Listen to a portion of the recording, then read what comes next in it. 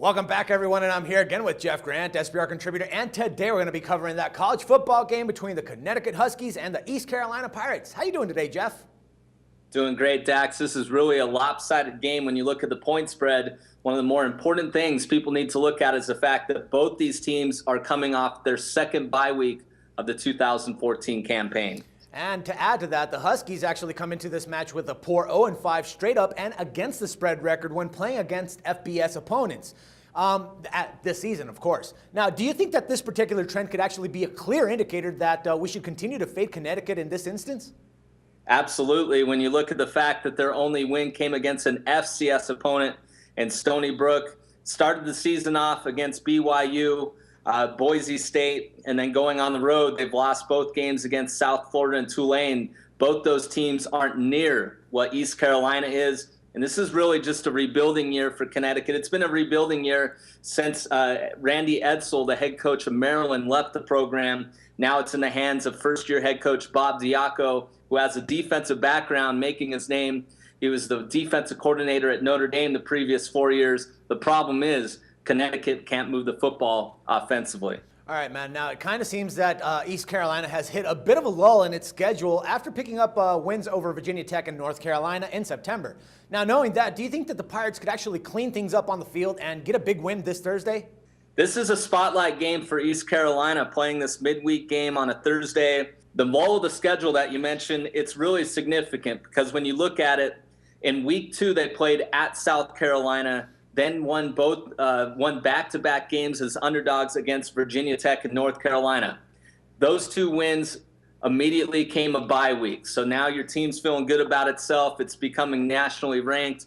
And then you face a team like SMU, arguably the worst team in college football at that particular time, and then have to travel down to South Florida and take on the South Florida Bulls. That was an ugly win for East Carolina in that game, Dax. They were down 17-7 at half, had a season-high 128 penalty yards, but they did shut out South Florida in the second half. And I expect Ruffin McNeil to get after his team in practice preparation for this affair.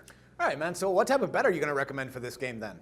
I'm going to go with East Carolina here laying the points. It is a large number, but UConn is -9 in turnover margin, 2-21 straight up all time when taking on ranked opponents. And this is when the Huskies really falter as a program. They are 0-10 against the spread in weeks 5 through 9. This team has nothing to play for right now. While you look on the other end, East Carolina, there's a reason why they're laying 26.5 points in this contest.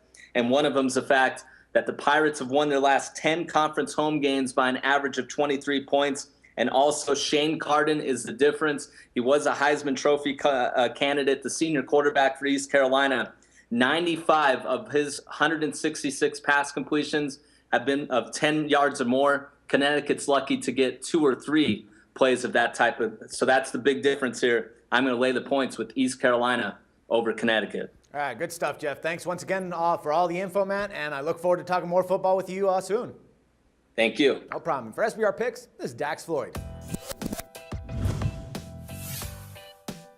The SBR Network offers free sports picks and game breakdowns, big money free betting contests year-round, a real-time Vegas-style odds monitoring service, and much more. So come see for yourself.